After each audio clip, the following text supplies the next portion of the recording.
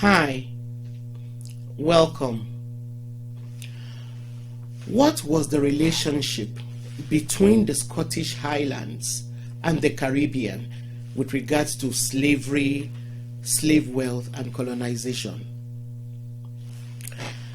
If you've been a part of the Sankofa Pan-African series, you will know by now that our focus is to confront global systemic racism by challenging the myriad of negative narratives out there about Africa, Africans, and the African diaspora.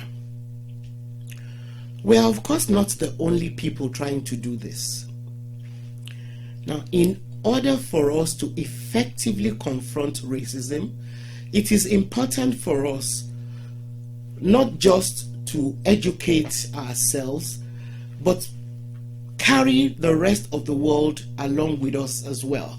We must find a way, to educate others about us and get them to also know what we're doing and partner with us. That is why the works of our allies are important. The naive position to take when it comes to issues of race and racism is to see the world in form of compartments made up of people of different races, all black people on one side, all white people on another side, and then brown people in another compartment.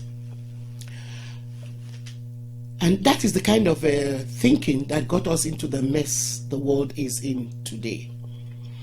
And we know that there are people of color who are out there destroying other people of color. In the same vein, there are some non-Africans who have stepped out of their privileged positions and comfort zones to speak out against racism and the oppression of others. My guest today is someone who has dedicated time and energy. He has been working as an ally by investing a lot of time in unearthing the connection between slavery, slave wealth, and the Scottish Highlands, with a view towards seeing that reparations are made. Before meeting him, please click on your subscription and notification buttons. Thank you. David Alston studied at the universities of Aberdeen, Oxford, and Newcastle. He has worked as a teacher, consultant, and founder curator of Cromarty Courthouse Museum, amongst several other engagements. Welcome, David Alston.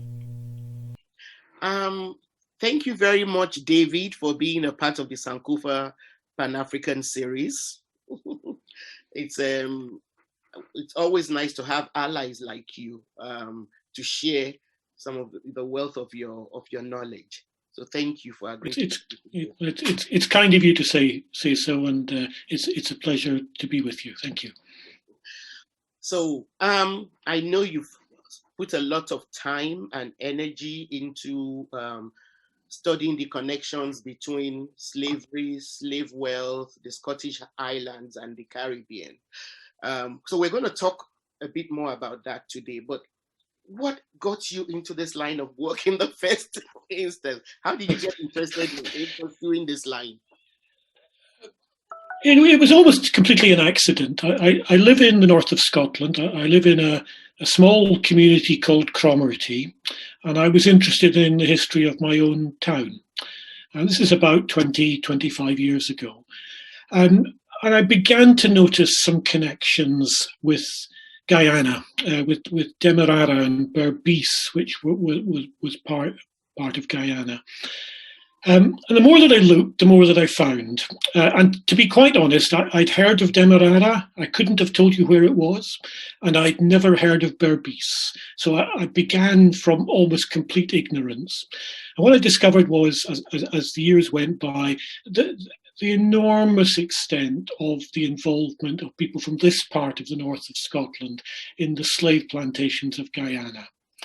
And from there, this was at a time when really Scotland as a whole was paying no attention at all to its involvement with the African slave trade and with the plantations of the Caribbean and South America. And the more I found, and I expanded my interest to look at other of the former British colonies in the Caribbean. And I think the overall picture you get is that, and this is now well established, that in proportion to the population of Scotland, when you compare it with the population of the United Kingdom as a whole, Scotland was disproportionately highly involved with the slave plantations and received more in compensation for slaveholders at the end of slavery than did England, for example. Wow. And one of the things I've only recently come across, if you look at Guyana in 1841, which is after the end of slavery, and you look at the white British-born population, there are more Scots born than English born in Guyana at that point. Wow. And I think that's just a reflection of what's been going on. That's an eye-opener for me, because like you said, we've all heard of Demerara sugar. But I don't think many of us actually stopped to think that it actually refers to a place, where this world-renowned sugar, was grown.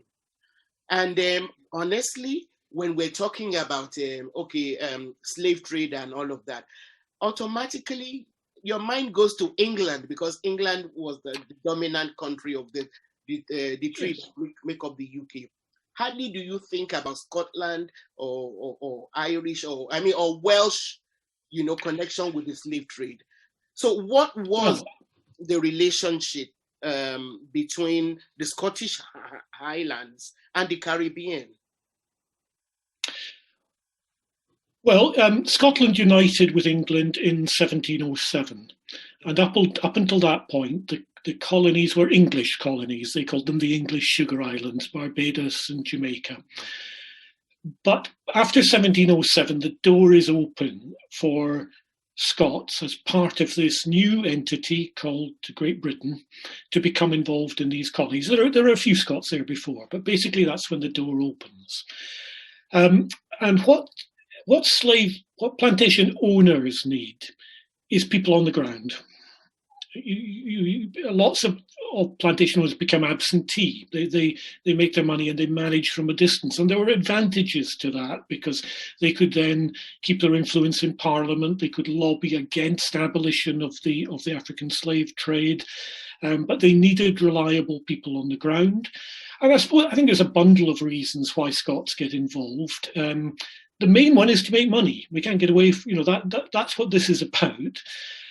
So people are seizing these opportunities. Scotland was always proud of its education system. So I think there's an element that there was a considerable number of people who were reasonably well educated, and running a plantation, you needed bookkeepers and managers. It wasn't something that you could just hand over to somebody who didn't have the necessary skills. And running plantations, particularly the big sugar plantations, it's bigger than running factories. They're huge enterprises. So it needs these accounting skills, these managerial skills, and so Scots filled that gap. But the other thing, and I think it's perhaps in some ways the most disturbing point, is that slavery relied on brutality. You needed people who were prepared to terrorize other people. And perhaps people on the margins, people who've been in military service, that Scots tradition of military service that went back for centuries. War brutalizes people. So, at least some of the people who ended up in the plantations are people who had experiences that made them prepared to inflict that brutality on others. So it's not a comfortable picture, but I think that's roughly an explanation of why Scots become so involved. And we know about England because, you know, the financial centres are there, and all of the slave trade and the slave plantations rely on financial systems. So a lot of it does centre in London. But Scots are very much involved. From my take is that, so they probably started out being hired at first by the English, who were the maybe initial owners of the colony plantations, but then they now grew to become, you know, more influential owners of plantations. Yes, and that's certainly true. Making money out of the plantations with which they that's particularly true of Barbados, but then Britain gains more colonies, takes colonies from France, so the ceded islands, as they were called, Grenada, Tobago, and these create new opportunities where new land from the perspective of British plantation owners is becoming available, and there's a real rush of Scots to seize these opportunities. So, and some of these colonies are particularly Scottish. Tobago is very much Scots who become involved there. So each time there's that new opportunities, Scots are even more involved, and the final phase of that is the acquisition of Trinidad and of what had been the Dutch colonies of Essequibo, Demerara and Berbice, which eventually becomes British Guyana and then Guyana. So for each of these, you can see more and more Scots becoming involved. So how was the wealth which was acquired in the Caribbean used to develop Scotland? Can you give us some examples? It happens in a number of ways. I mean, it used to develop Scottish industry. So the industrial revolution in Scotland is based on cotton, and obviously the cotton itself is coming from the slave plantations of the Caribbean. And in that period, in the 1700s, Scotland's very reliant on the Caribbean, particularly after the American Revolution. So cotton is important. There's also an important export market because the Scottish linen industry, one of the things it was making was what they called slave cloth, which was clothing for enslaved people. So a lot of enslaved people would have been dressed in a rough linen cloth that was manufactured in Scotland. There's also the export of salt herring because you need to provide people with a minimal amount of protein, and the sources of that protein, the cheapest sources were Scottish salt herring and salt cod from Canada, from Nova Scotia. Yeah. So you have these trades, but when the money comes back, it's, you know, a lot of it's been reinvested. The people who make money come back. They could make quite extraordinary amounts of money, and that's then reinvested in land ownership, in the display of wealth, in art, in culture of various kinds. So you can look at major art collections that are funded on profits that have been made in slavery. You can look at lots of large houses that are built with the money that's been made. Wow! And those houses are still there. Oh yes, very much. Yes, yeah. I mean, it's quite from where I am just now. I can look out over a piece of water to a hill with a monument on the top of it. Now the monument is Indian inspired, but it's built in imitation of the gates of an Indian city, because the owner of the land there had made his money with the East India Company and with the armies in India.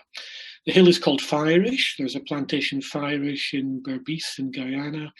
It's close to a village called Eventon, where every street when that village was built was named after a plantation in Grenada or Tobago.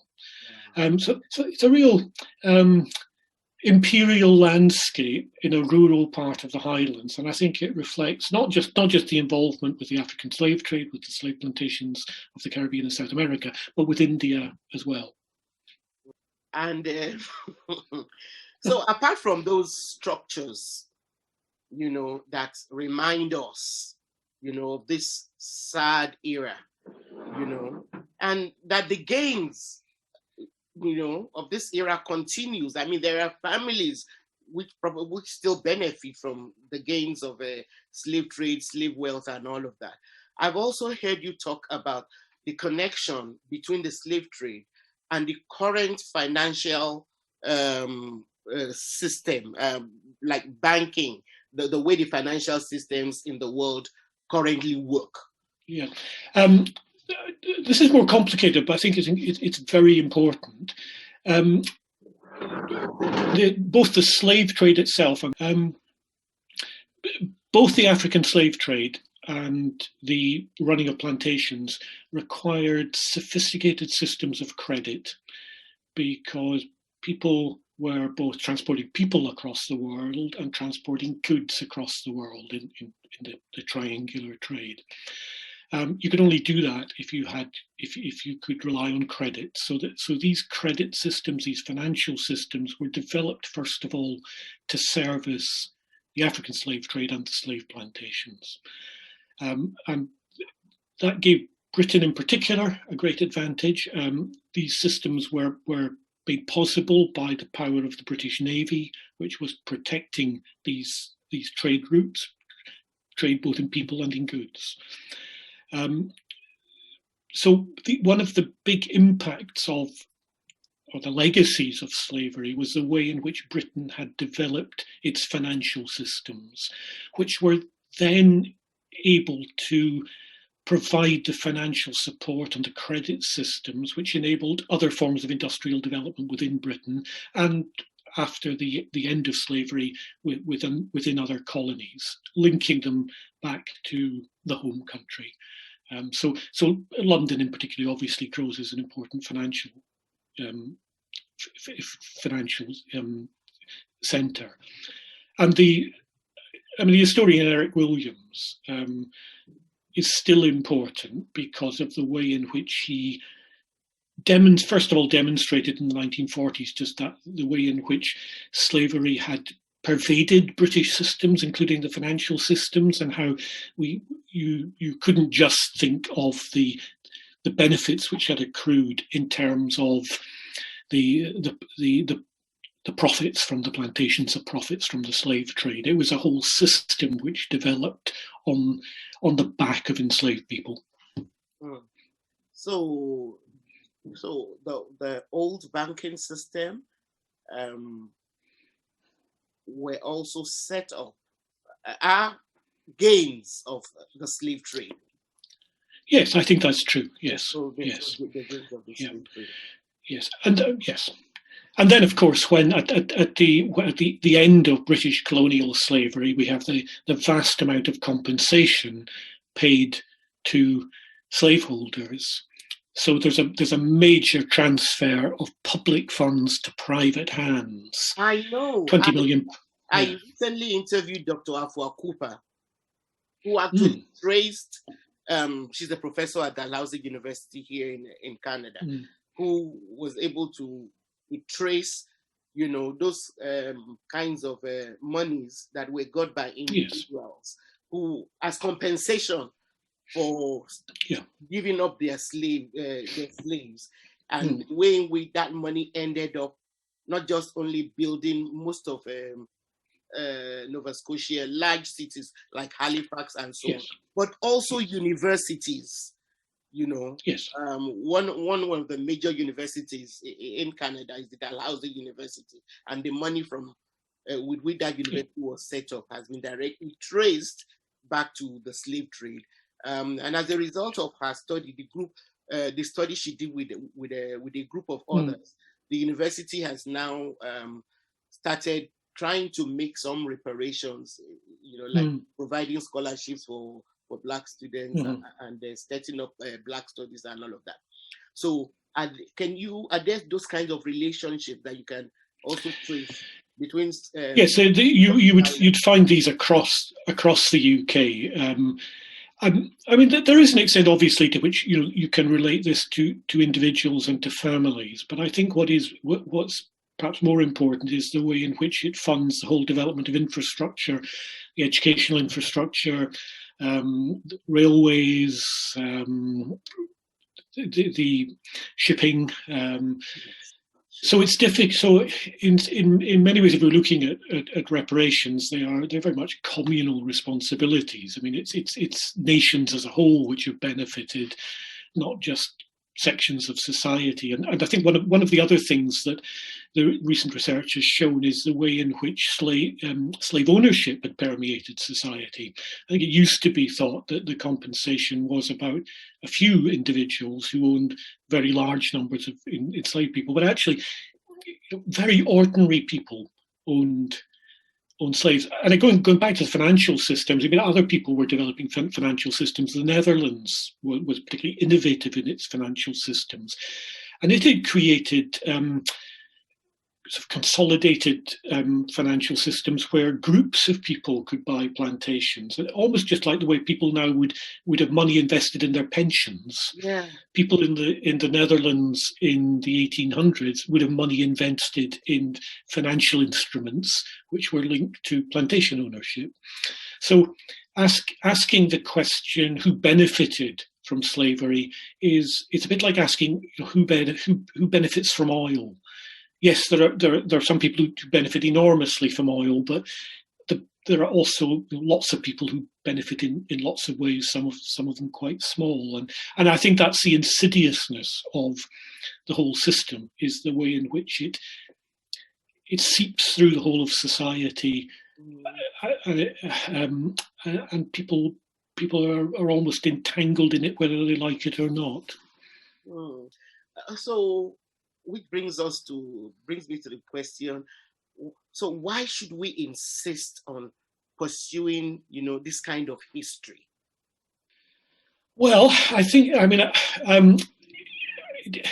from my perspective, very much being, as a white person in Scotland, I think it's important that Scots pursue this history simply because it is part of our history, and it's part of a history that it's quite difficult to find the right term to describe it. I think it's been silenced. I mean, people sometimes say people have forgotten, or I think it's more than that. I think that it's been an inconvenient truth that doesn't sit with the narrative that we have wanted to tell about ourselves.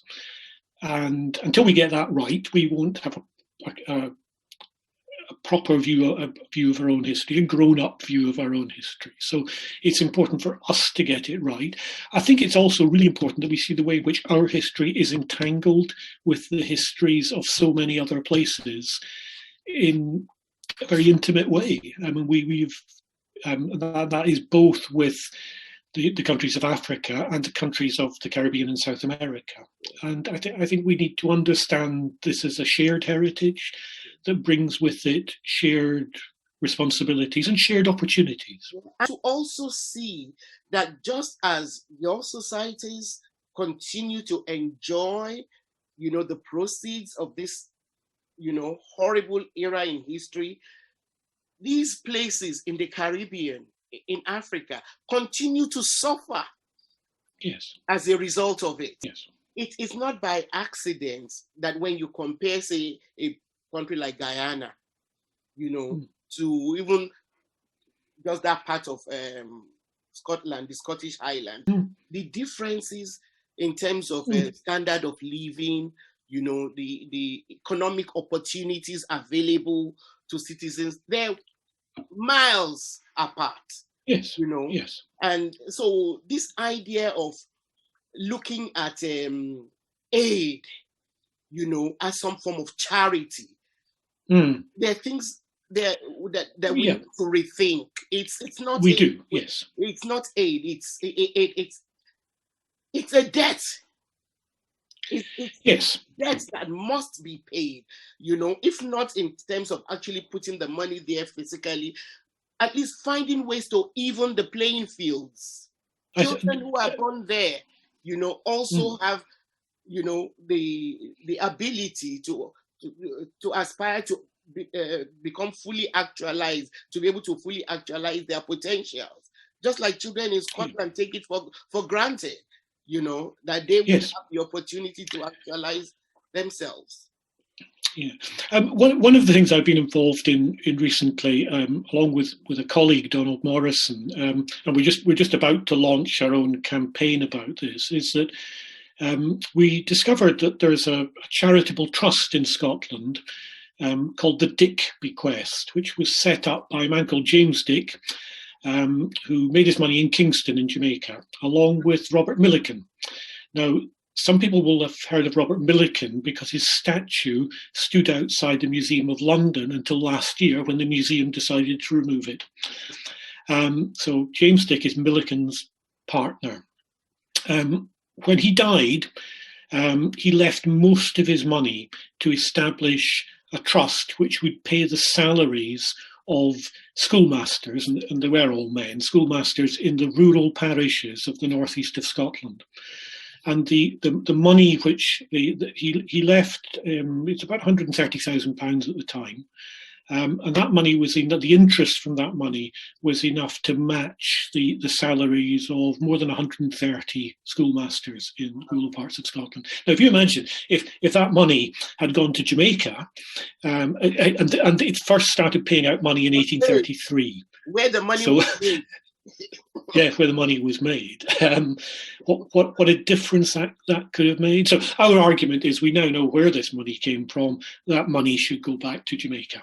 And for the future, the income from that money should be benefiting children in Kingston, where James Dick made his money. I don't know where we'll get with that, but we're going to try. But that's maybe an example of there are discussions which national governments need to get into about reparations.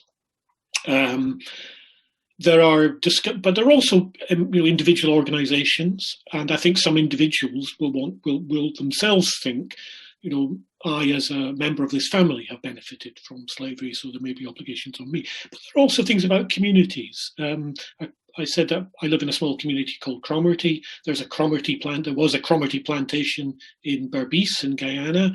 There's still a community called Cromarty, and there are about 20 other place names from my immediate neighbourhood which are replicated in Guyana. So we have that very close connection. And last year in Cromarty, we started a little project. We managed to raise £4,000 to help refurbish the kitchen in the Scots church in New Amsterdam in Berbice in Guyana. That will enable them to take part in a program of providing free school lunches for some of the children in New Amsterdam. Now they're doing that. We're not coming in and doing it for them, but we're providing something that will enable them to do it. And they just completed the kitchen refurbishment last week. That's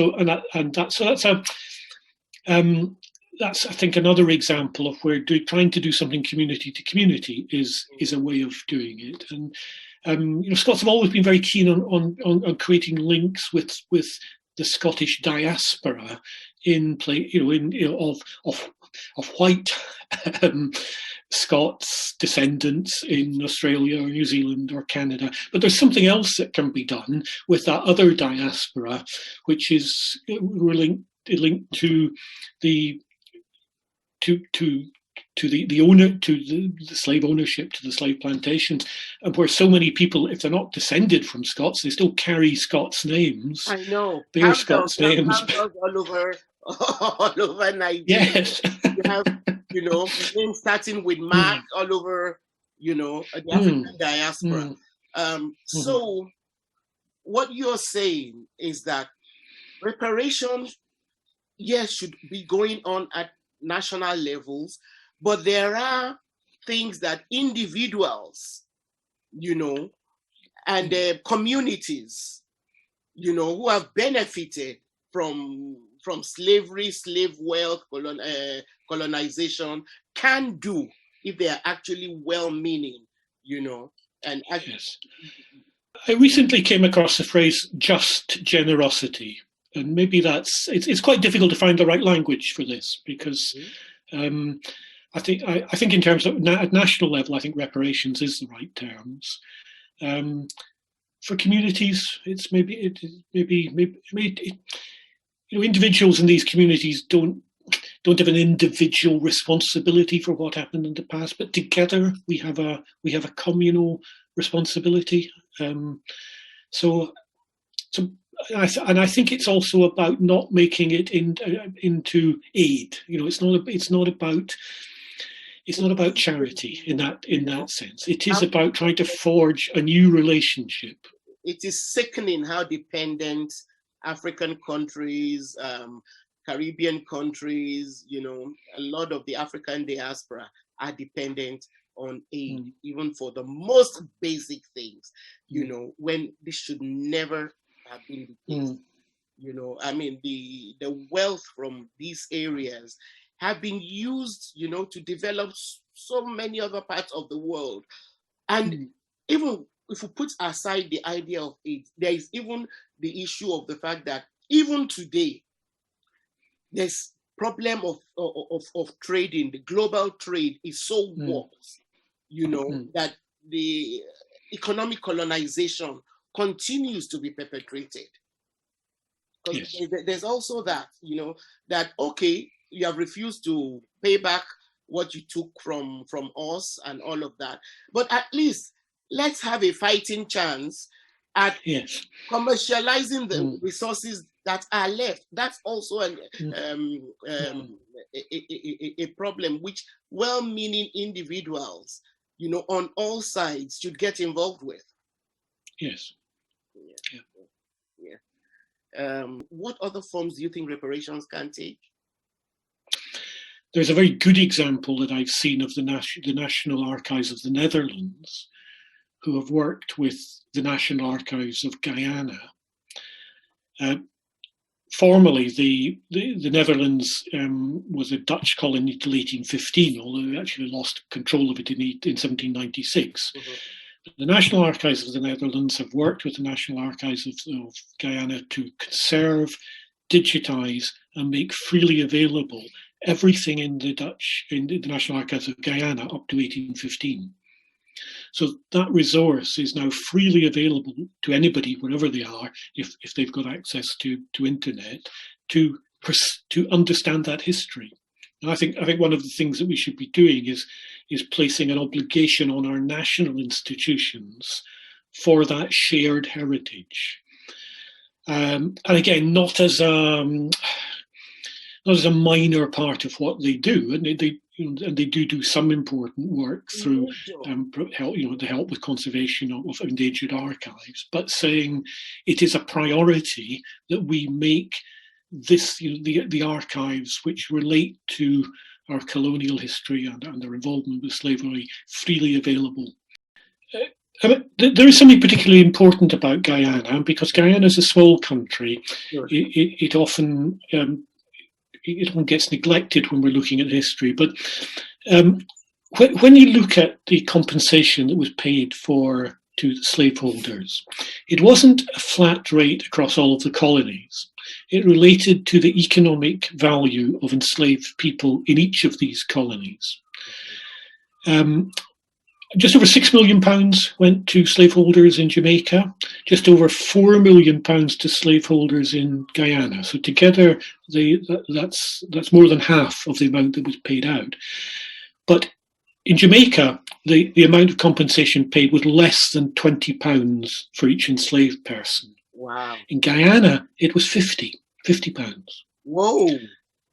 So what that tells you is that's where the money was still being made, because that's where enslaved people still had that high economic value. And that's to do, in some ways, with a whole history of environmental degradation, because as the plantation as sugar growing had moved through the colonies, it was an environmental disaster as well as a human disaster. And the importance of Guyana was that this was new ground that could still be exploited. So this is where fortunes are still being made. It's where the big sugar houses, the sugar merchants, where they're involved. And therefore, at the end of slavery, it's where there's the greatest interest in ensuring that there is a continuing supply of labour. The other colony that's like that is Trinidad. So that's where there is the greatest interest in bringing indentured labourers from India to replace, and I say to replace because what they discovered was that those who had had in slavery, had been forced to work on slave plantations, basically didn't want to carry on working on plantations. They wanted to work on the land, they wanted small holdings, and they were happy to do some plantation work, but they weren't prepared to be, in general, full-time workers on sugar plantations. And so there's the experiment in 1838 in bringing indentured labourers to Guyana, and these are the first indentured Indian labourers brought to the Caribbean. Now, the majority population in Guyana is of Indian descent rather than African descent, so you can see the impact of that. And just to illustrate some of the surprising connections, Cromarty, where I live, is about 800 people. There is a house here called Berkeley House, which belonged to merchants called the Barclays, Aeneas Barclay and his son Henry Barclay. They owned 2 plantations in Berbice, and they were part of that first experiment of bringing indentured Indian labourers. And that partnership, they were in partnership with people called Davidson. So Davidson's and Barclay, as a partnership, were the partnership which received the largest amount of compensation. Wow. In 1834. So and their influence compensation was to bring people from India.